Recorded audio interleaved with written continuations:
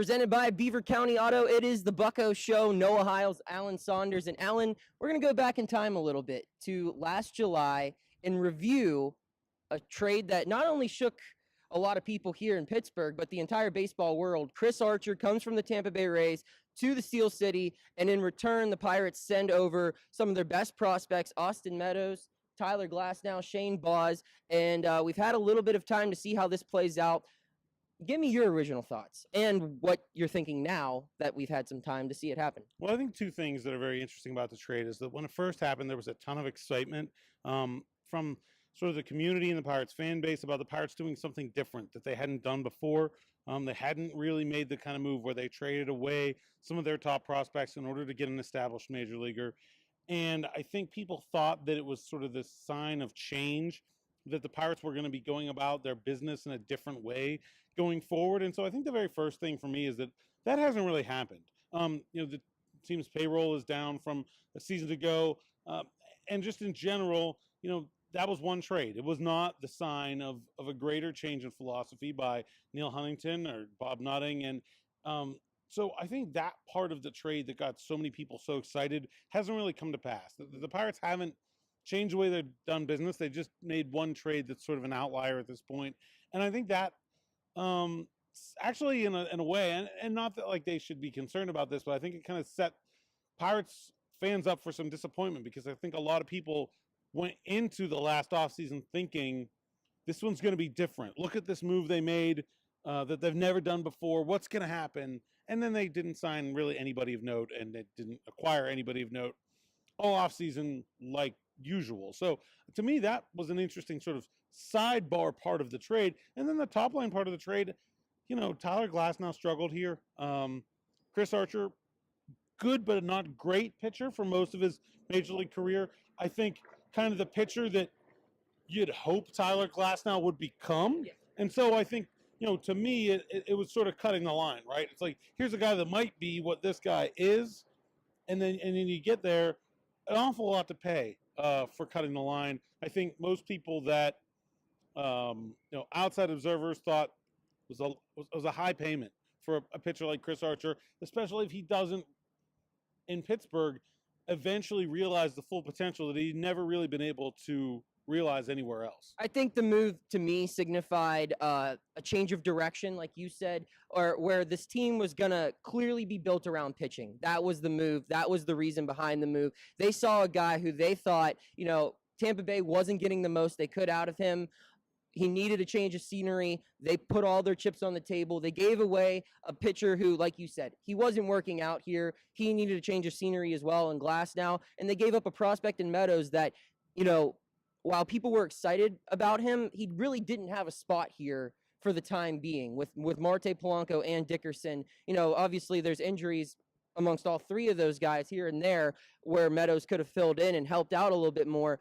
But in all reality, this guy wasn't going to be a regular starter for a couple more seasons, even though he was MLB ready. So they went and they pulled the trigger on the move, and they got a decent rotation out of it, more than decent. They've been one of the best rotations, if not the best rotation in the major leagues up to this point. But it might be a little hard to enjoy it when you look over at the AL East standings and see what the two guys who used to wear black and gold are doing for them.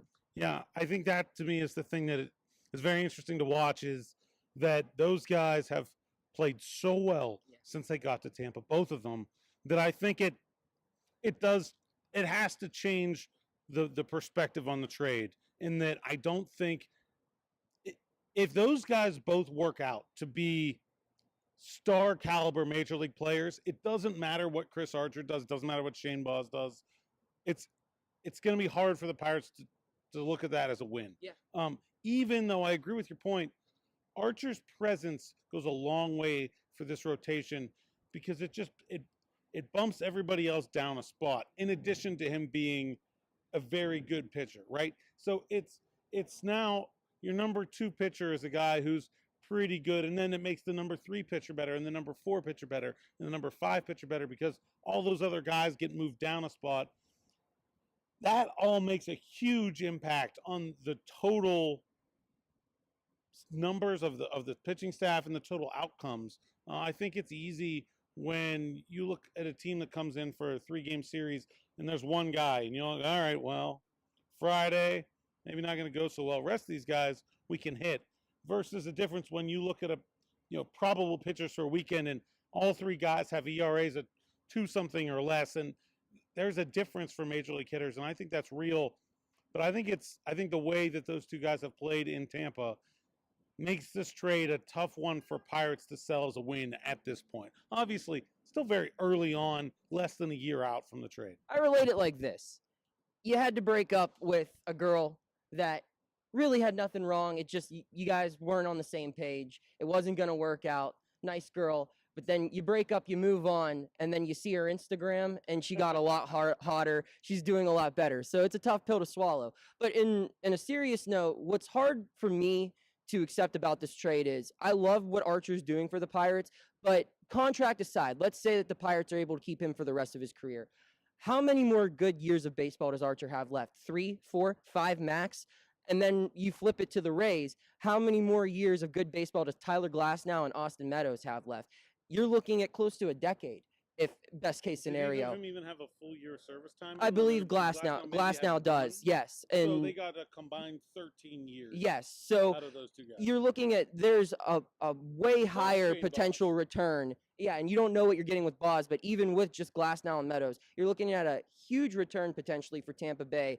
And the Pirates, with that 3 to 5 good years of baseball that Archer has left, do you see this team winning a division in that period of time, competing for a World Series? If they do win their first division title since 1992, if they do compete for a pennant, if they do win a World Series, then I don't care what Meadows or Glasnow or Boz do for the Tampa Bay Rays, that's a win. If Archer contributes to raising a pennant here or a flag or whatever, that's a good move. But was this enough to lead to that, or are they going to make the corresponding moves to keep building off the progress that they get from this Archer return? As you mentioned, they didn't do that this past offseason like fans were hoping, but maybe you see that this upcoming trade deadline. Maybe you see that this next year when some teams in the division continue to get weaker or the Pirates look to be getting stronger. Well, I think that's the thing, is that when you make this kind of trade, you're obviously trading future potential for current results. Well, when you make that kind of trade and then you have a $72 million payroll the next year, don't address obvious needs to the team, why do it? And I think that's a very fair question at this point, is that what was the point of going out to get a Chris Archer if you're not going to build around him? Because those other guys were obviously better long-term options even a year ago. And so I think it makes the Pirates look like a team that doesn't have a solid plan. And other than focusing on pitching, which is obviously a good thing, but I don't see the pieces lining up. I don't see that trade going with their offseason, and I think that's why a lot of fans are still very disappointed in this team, despite they had a pretty good year last year. I think they'll probably be pretty good again this year. I think you're still seeing a lot of that angst and anger, and that's one of the reasons, is that there doesn't seem to be an obvious plan to buy into, even from people that maybe would lean towards doing that if they had one. People that love baseball or love the Pirates, I still think there's a lot of those folks out there that are kind of looking at this team like, what's going on? What are they doing here? Where's the message for me to buy into? And I don't think they've been able to sell that when it pertains to especially this move and the way their offseason was. Yeah, I said that at the beginning of the year. If this team wins 90 games, everyone's going to think, yeah, that was great, but they could have won 95 with a couple more signings. Yeah. If they win 100 games, they would think, yeah, that's great. They could have won 105 if they had a couple more signings. Unless they win the World Series, everyone's going to revert back to this past offseason and think they could have done a bit more, because the reality is they could have. However, there's no changing that now. You've got to appreciate what Archer has added to the team this season. He's been lights out, as have the other 4 guys in the rotation, and it's clearly the strength of a team that's on pace to win a lot of ball games. And, I would imagine that they're not able to keep this pace that they're on now as a rotation, but moving forward, you have to be very, very pleased with what seems to be on the horizon on the hill. There are problems with this baseball team. Starting pitching is not one of them. Absolutely. So that's all we got. Reviewing the Archer trade. We got a lot more content coming up, presented by Beaver County Auto. This is Pittsburgh Sports Live.